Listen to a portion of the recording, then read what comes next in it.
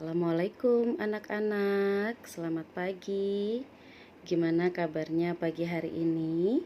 Semoga kita semua selalu dalam keadaan sehat walafiat. Amin amin ya robbal alamin.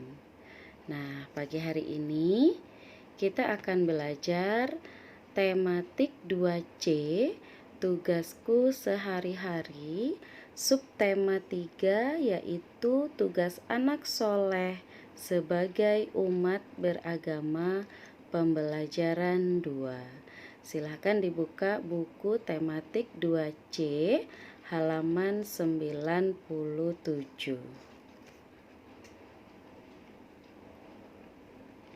Sudah dibuka nak bukunya? Ya. 97. Nah, di sini ada sebuah cerita yang berjudul Nabi Muhammad SAW menolong pengemis. Nah, dengarkan saat gurumu berkisah. Jadi nanti di sini Bu Rizka bercerita, anak-anak menyimak dan mendengarkan, ya.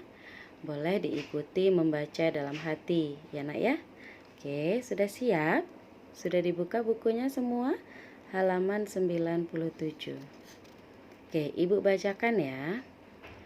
Salah satu sudut di dekat pintu kota Madinah menjadi tempat seorang pengemis buta. Setiap kali ada orang yang mendekatinya, dia selalu menjelek-jelekan Nabi Muhammad SAW. Tanpa diketahui pengemis tersebut, Rasulullah SWT justru rajin datang kepadanya dengan menenteng makanan. Tanpa bicara sepatah kata pun, beliau lantas duduk di sebelah pengemis Yahudi itu. Setelah meminta izin, Rasulullah SWT pun menyuapi orang tadi dengan penuh kasih sayang. Hal itu dilakukannya rutin, bahkan kemudian menjadi kebiasaan setiap pagi sampai Rasulullah SAW wafat. Kepemimpinan umat berlanjut di tangan Abu Bakar As-Siddiq. Beliau ingin melanjutkan segala kebaikan yang telah dicontohkan Rasulullah SAW. Suatu hari, Abu Bakar As-Siddiq bergegas ke sudut kota Madinah. Betapa gembira Abu Bakar mendapati adanya seorang pengemis buta yang duduk di dekat sana. Setelah mengucapkan salam, Abu Bakar lalu duduk dan menyuapinya. Namun, di luar dugaan pengemis tadi malah murka dan membentak-bentak. "Siapa kamu?" Abu Bakar menjawab, "Aku ini orang yang biasa menyuapimu." "Bukan, engkau bukan orang yang biasa mendatangiku. Jika benar kamu adalah dia, maka aku tidak susah mengunyah makanan di mulutku." Orang yang biasa mendatangiku itu selalu menghaluskan makanan terlebih dahulu dengan mulutnya sendiri sebelum dia menyuapiku, terang si pengemis sambil tetap kesal. Abu Bakar tidak kuasa menahan derayan air matanya. "Aku memang bukan orang yang biasa datang kepadamu. Aku adalah salah seorang dari sahabatnya, Abu Bakar. Orang mulia itu telah tiada. Dia adalah Rasulullah Muhammad SAW." Mendengar penjelasan Abu Bakar, pengemis tadi seketika terkejut lalu menangis keras. Setelah tenang, dia bertanya memastikan, "Benarkah demikian? Selama ini aku selalu menghina, memfitnah, dan menjelek-jelekan Muhammad. Padahal Belum pernah aku mendengar dia memarahiku sedikit pun. Dia yang selalu datang kepadaku setiap pagi dengan membawakan makanan. Dia begitu mulia. Lalu, di hadapan Abu Bakar Asy-Siddiq, pengemis Yahudi itu mengucapkan 2 kalimat syahadat. Demikianlah dia masuk Islam karena menyadari betapa mulianya akhlak Rasulullah Subhanahu wa Ta'ala. Nah, anak-anak, dari cerita tersebut banyak sekali manfaat atau hikmah yang bisa kita ambil dalam kehidupan sehari-hari ini.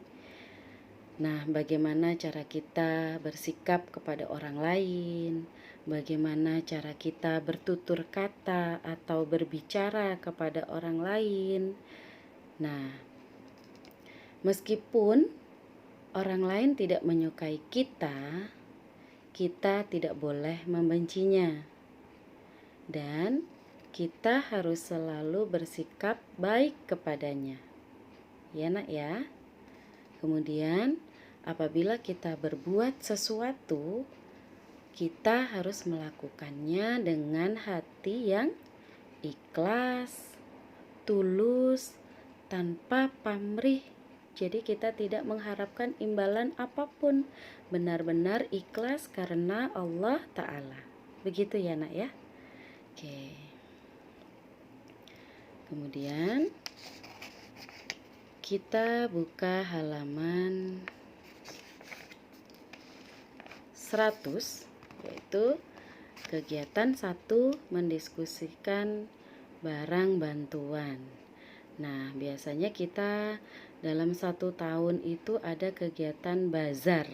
Nah, anak-anak waktu kelas 1 mungkin masih ingat pernah menyumbangkan pakaian layak pakai untuk disumbangkan kepada orang-orang yang membutuhkan.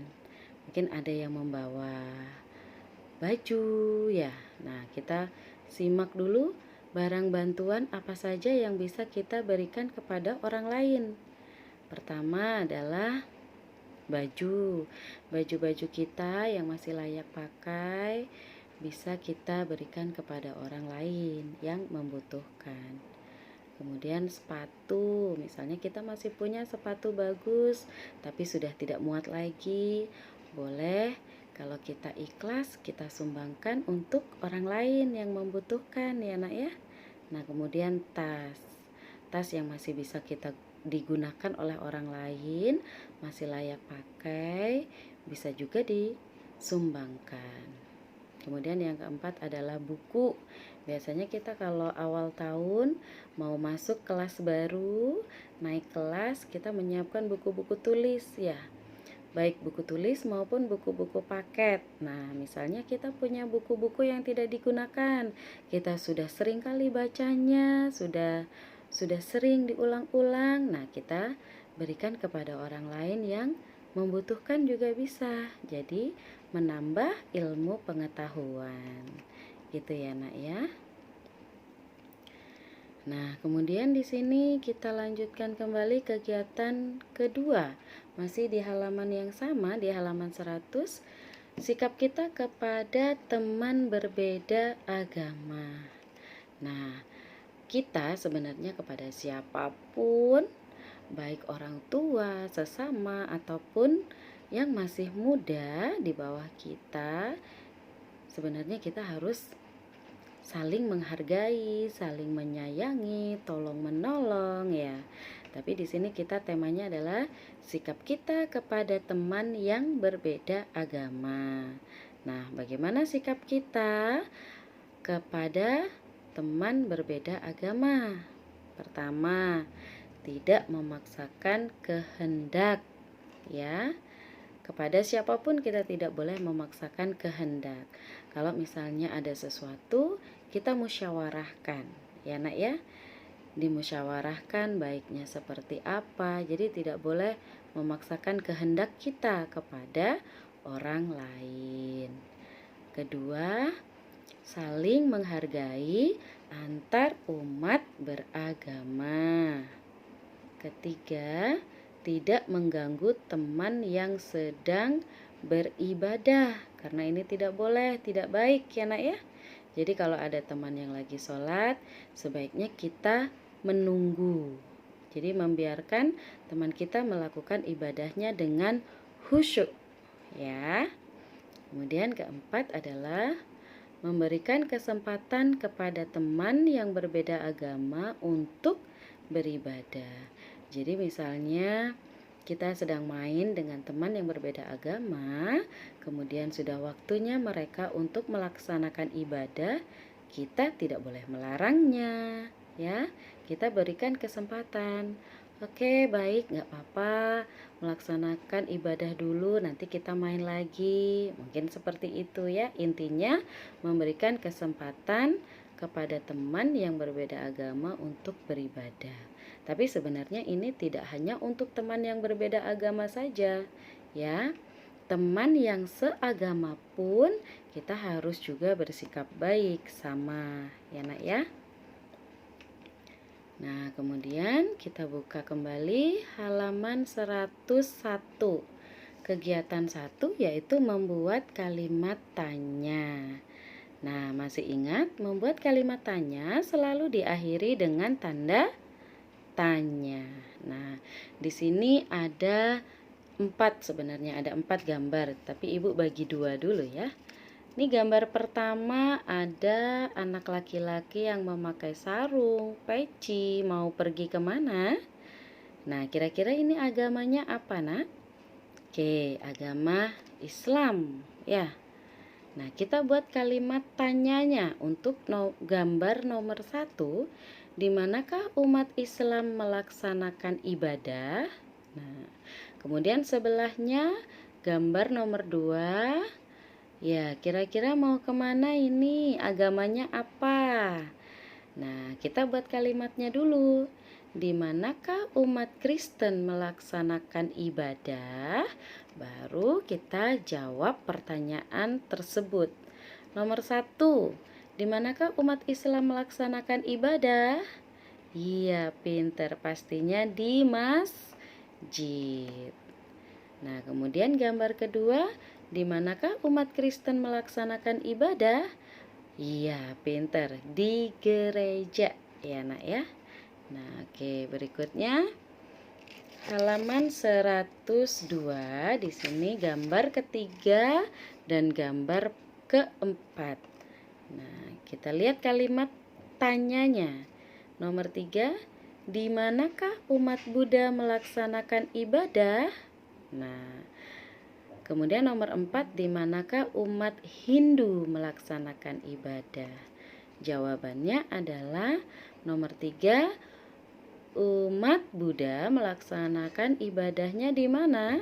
Iya, di vihara. Kemudian nomor 4, di manakah umat Hindu melaksanakan ibadah? Di pura. Ya, seperti itu ya. Ini nama tempat ibadah masing-masing agama berbeda-beda. Ya nak ya. Oke, mudah-mudahan penjelasan Ibu hari ini sudah dapat dipahami oleh anak-anak. Dan Ibu akhiri pelajaran hari ini. Terima kasih. Dan Ibu ucapkan wassalamualaikum warahmatullahi wabarakatuh.